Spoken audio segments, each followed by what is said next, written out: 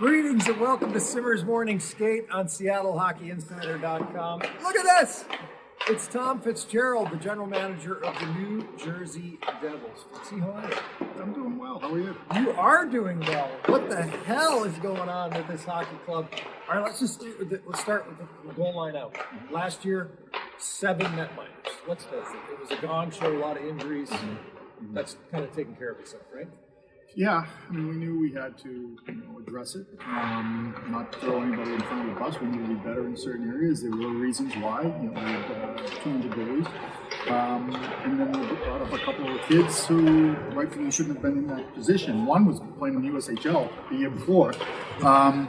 Yeah, and then we pick up a couple other guys on waivers and small little trades, and next thing you know, you've used 7 goaltenders. I mean, you can't overcome it. And where we felt we needed to make some sort of change or additions was in the net, and that's why we went and traded for Fitgerald.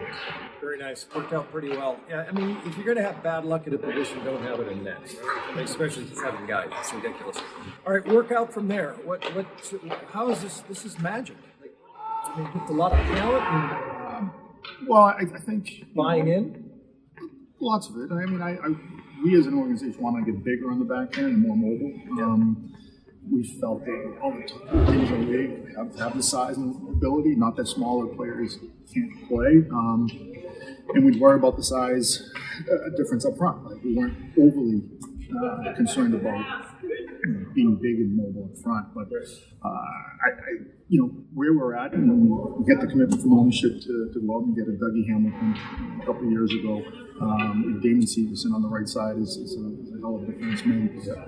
Pending UFA at the end of this year, not knowing really what will happen with him. We went out and solidified our right side with John Marino in a trade that we had to give up one of our young prospects in Ty Smith. We made the trades for Ryan Graves a year earlier, Siegenthaler 2 years earlier, or vice versa. And then we went out and got Brendan Smith. Good character, good leader to really fortify the 6, and then hope one of our couple of young kids to really push for a spot, knowing that we do have a couple of young end prospects coming on the back end. So we feel that's our strength, and obviously up front, when you draft 2 number 1 picks and Nico Heaton and Jack Hughes, you go through the middle, and Ray Sherrill drafted Nico and then Jack. We just felt as an organization we build up the middle. We've had success in Pittsburgh with Ray having Malcolm, Crosby, and Stahl, and it's a good start to build an organization, and they've done that. Tom Fitgerald, by the way, 17th overall pick in the 1986 draft, and not the most glorious draft of all times, especially because usually there's 1 through 3 guys at the top that really dominate, but it was the Joe Murphy, Jimmy Carson draft. By the way, do you happen to recall who the 3rd overall pick was to the team you work for now, the New Jersey Devils? Brady. Yes. Neil Brady from Medicine Hat with one of the classic worst 80s mullets of all time. We all did. Yeah, exactly. I think he ended up playing about, I don't know. Those were the days. About 90 games in the National Hockey League. If you redid that draft, Fitzy, I would argue that you would go top 5 or 6. You had 1,000+ games. You're involved. Well, you're involved as a coach there, but as a player, he'd go Leach first. Brian Leach, I think he was 9th overall. Vinny Danfus was in that draft. Yeah. Adam Graves, speaking of future Rangers that would win a cup, 2nd round, first pick in the 2nd round. Kepler Newman was in there, and then a guy who actually retired the same year you did, Scott Young. Yeah. Craig Janney was in there. But you have to be right in that top 5 if you reconstructed it. That's how bad that was. No way, dude. By the way, you brought this up right before we jumped on here. You did win a cup as an assistant coach with the Pens back in 2009. Where does that rank? I mean, you're not a player, but still, you're involved in getting it done. Well, it was. It wasn't how it was drawn up. That's for sure. I was assistant GM at the time. Part of my responsibilities was development with our prospects, and then being around our team. And I just gravitated to the coaching room, really, and You know what? Ray Shore was the GM with Chuck Fletcher as his assistant. They made a decision to make a coaching change and asked if I would consider coming in as an assistant. And I said, sure, I'd do anything for the team. And fast forward, I think it was February 9th, 10th, I made the change, went in, moved away from my family in Boston for 2 months. We were, don't quote me on this, but we were like 8 to 10 points out of the playoff spot, maybe. As Jack Hughes would say, we were on a pretty good heater there in Pittsburgh in 09, and things just started snowballing right there. And Dan Baldwin was the head coach, interim head coach at the time, job of utilizing what we had in speed and the style of play that helped us really go through the playoffs. And playing Detroit back-to-back cups was incredible. And then just a couple of low-profile players like Max Albert can win you.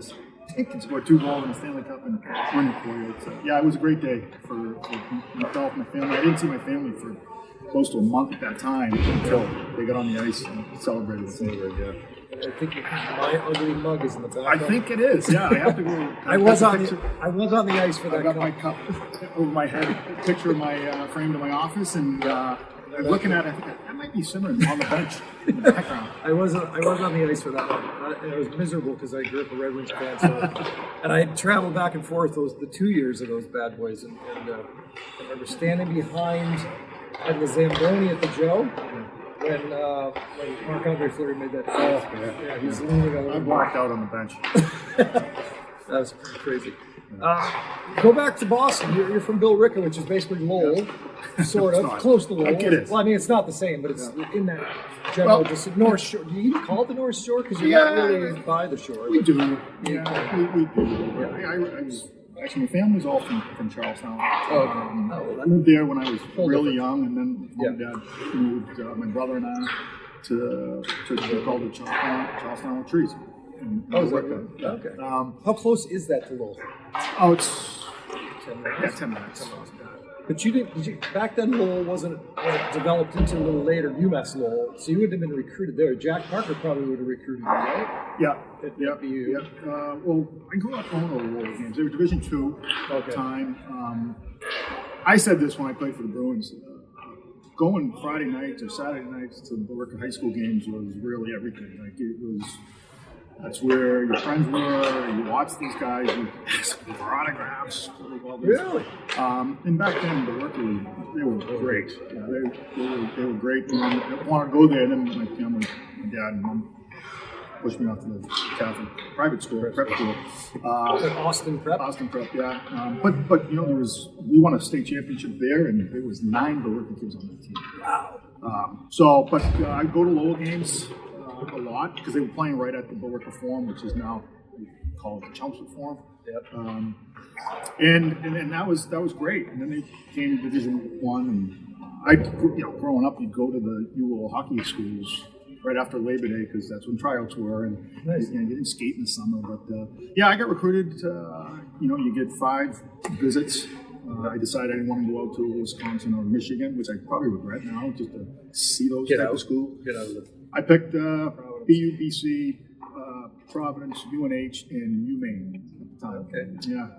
Decided I was going to BC probably. Then it was a visit to BU. I said I really like this, and then my third visit was to Providence, and I think my third, maybe it was my fourth, and I just fell in love with the school, the campus, and my dad was like, "They're not in the bean pub." Right. Sorry, I'm going anyway. Yeah. So you became a friar. That would have been Mike McShane. Mike McShane, a few years after Lou. Lou wasn't that. No, Lou was was it long gone? Or? No, he was our AD. Oh, he still was AD. He was AD. Okay, he was my AD. My freshman year. Yeah, Mike McShane, Richie Millie, Scotty Borak were the 3 coaches, and our class, which was a bigger class, was their first recruited class. Okay. Lou was the AD, and that spring of '87, he double left. I was going to say, it would have been right around that time that he was out of there. Mm-hmm. Interesting. it's well after. People don't realize that Brian Burke went there at the same time as Bob Nicholson. At the same time. There's some heritage there going back, and obviously they've been better in recent years. One last thing, you and I both worked for the Toronto Maple Leafs at the same time. We were the only Americans at the time. I'm Canadian. All my relatives most of my relatives are Canadian. I'm a dual citizen. But at the time, I was just a Yank, and you were the only American player. And it was not a dream team. It was 02-03. It was not a dream like a Don Cherry, with strapping young lads from Ontario. There were 3 or 4 Swedes. There was a Kazakhstan with Antropov. There were Czechs, Slovak. Like it was just a mixed bag of players. Pretty damn good team. I didn't realize that. Yeah, you're the only Yank, and then I hosted a TV show, and somehow how I pulled that off, I'm not sure, but I was. We were 2 Yanks working for the Leafs at the time. It was a bigger deal back then maybe. I enjoyed my time in Toronto. I have a son that was born there in 03.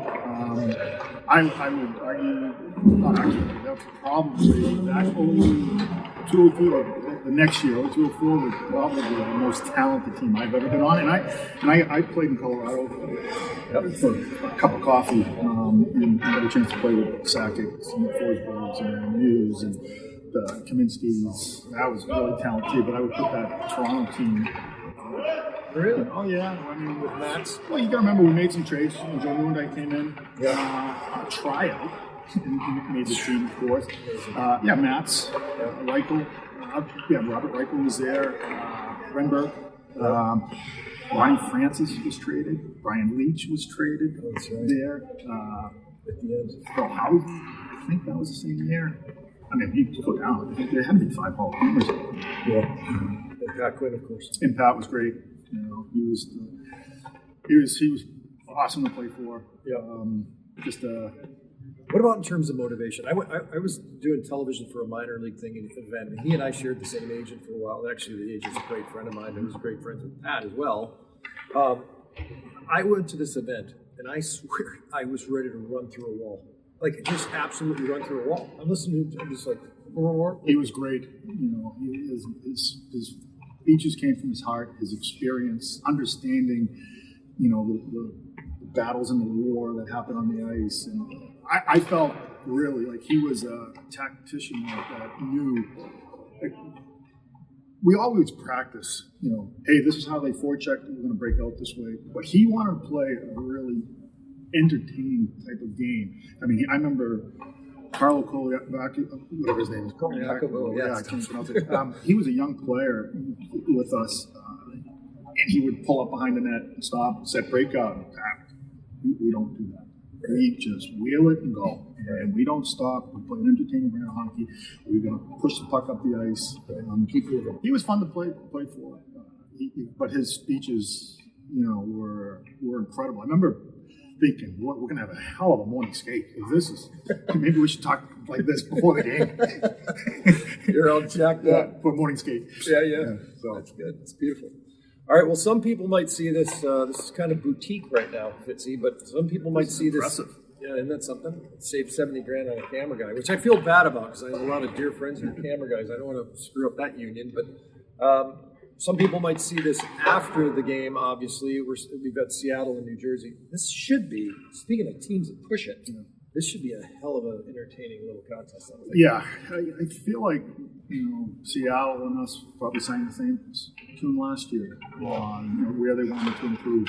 And in the net, they're getting some good goaltending. They're fast team. They're very disciplined. Yep.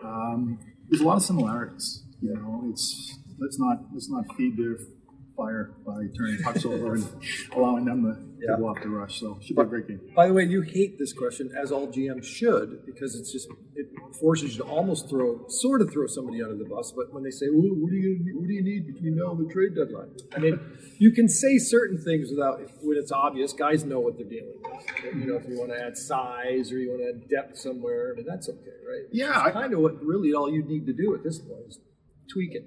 You know what? We feel. I'm always on the lookout for a hockey trade. And, you know, I think people understand what a trade is. Somebody you can control, you know, not just give up really good future assets for a rental and then they walk on. And only one team wins the cup. I believe in building your team in the summer, and then if you can add to it with some length on a contract that you can control, I'm all in. You know, and maybe there is some opportunities to do that. But you know what? We go game to game. Yeah, that's it. We believe we're in the toughest division. It's a dogfight every night. You can't put the guy down because somebody's going to pass it. So we'll get to that bridge. We'll cross it and we'll make decisions on really what we need. And obviously injuries will play part of that as well. You got time. I got lots of time. Looking forward to some great hockey. Fitzy, Right. always a pleasure. Thanks, Bill. Great to see you, bud. Take care of yourself. Tom Fitgerald, General Manager of the New Jersey Devils. Rob Simpson, Simmers Morning Skate, SeattleHockeyInsider.com. We'll see you at the rink.